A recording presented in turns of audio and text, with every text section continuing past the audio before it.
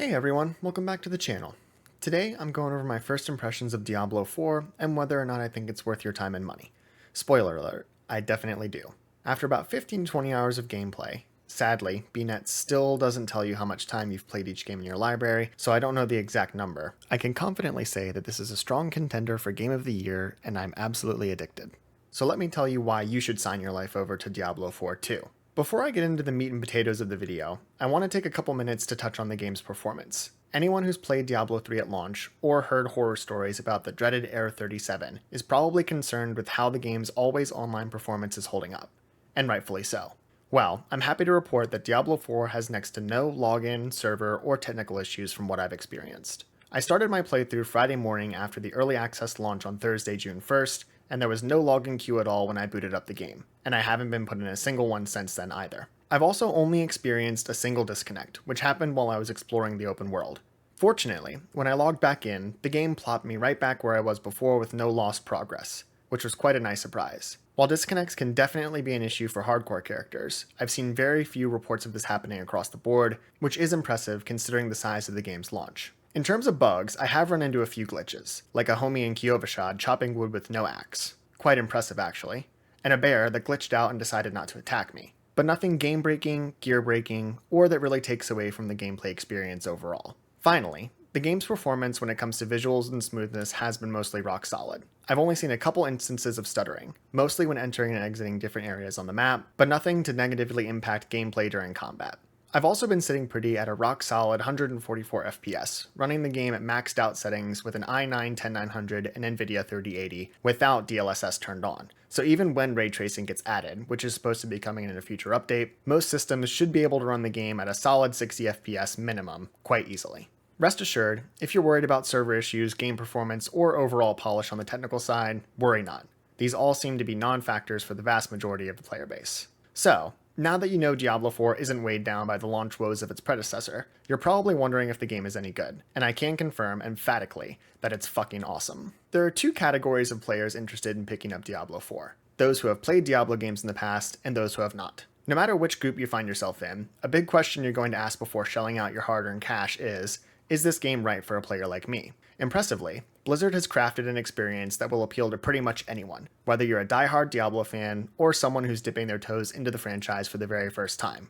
With an excellent mix of old-school hallmarks, mostly influenced by Diablo 2, and concepts that are entirely new to the franchise. For existing fans jumping into Diablo 4, you're immediately hit with plenty of nostalgia to tug on your heartstrings. The game's atmosphere, setting, and art style are all very reminiscent of Diablo 2. Which is a return to form for many players who are less enthused with Diablo 3's lighter approach to its visuals. However, fans of all backgrounds will immediately feel right at home. Whether it's classic sound effects like item drops, picking up gold, or chugging health potions during combat, callbacks to Tristram, like some beautiful music that hits you right in the feels, or the lengths Blizzard has taken to not only incorporate the build crafting elements you know and love, but expand on them as well. There are also plenty of new features that both veterans and newbies will appreciate. You'll have access to a fairly decent character creator each time you start a new tune. And while most players won't spend hours crafting their own beautiful angels or absolute abominations like they would in, say, Elden Ring, the ability to tailor your looks more than in previous games is appreciated. There's also a much stronger focus on the game's overarching storyline, campaign, and side quests, whereas the main focus of D2 and D3 was always the loot,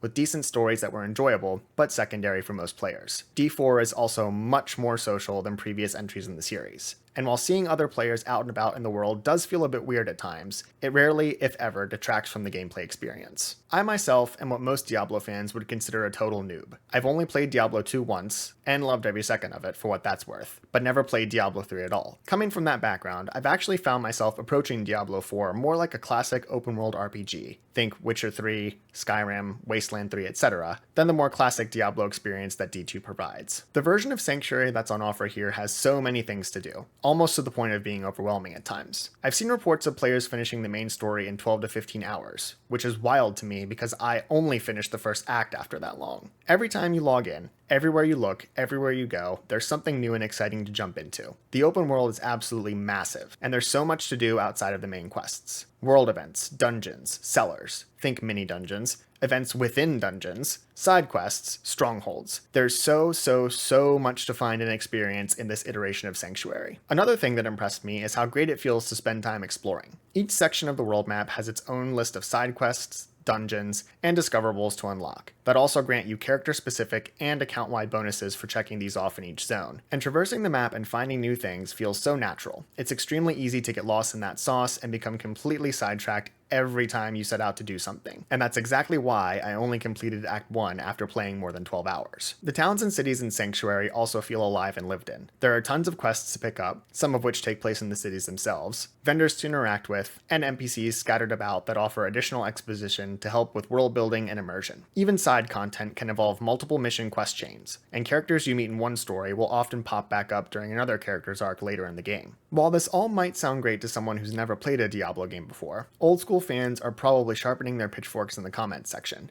if they haven't clicked off this video already. I'd implore them to set those pointy sticks down though, because there is still plenty of content in Diablo 4 for returning fans to enjoy as well. Although Blizzard has taken a different approach when it comes to the static open world, and moved away from the procedural generation of past games, D4 still features incredibly deep gear and skill systems that will keep old school fans grinding to perfect their builds just like they did in D2 and D3. I got my first legendary drop at level 28, which immediately sparked the build crafting neurons in my brain and had me drooling at the possibilities I started to picture for my endgame setup. A single piece of loot will have you reworking your entire character, and with so many stats, perks, and combos to choose from, you'll feel right at home with the loot grind that's on offer here. Not only does Diablo 4 feature a gear game designed to elicit your deepest lizard brain response each time a sick new item drops, its massive skill trees and Paragon boards offer even more customization for your builds, which means even more reason to grind, and grind, and grind some more, which is what Diablo fans really want, right? Combine all that with dozens of replayable dungeons, randomized cellars, dynamic world events and encounters, and veteran players will feel right at home while engaging with the game's world, even though it isn't quite the same level of randomness they might be used to. Simply put, buying Diablo 4 just to play the campaign on a single character would be worth the price, but spending any time beyond that leveling other classes, doing side quests, events, and dungeons, exploring the open world, or just farming for gear will provide dozens, or hundreds, or thousands of hours of playtime, depending on your dedication to the grind.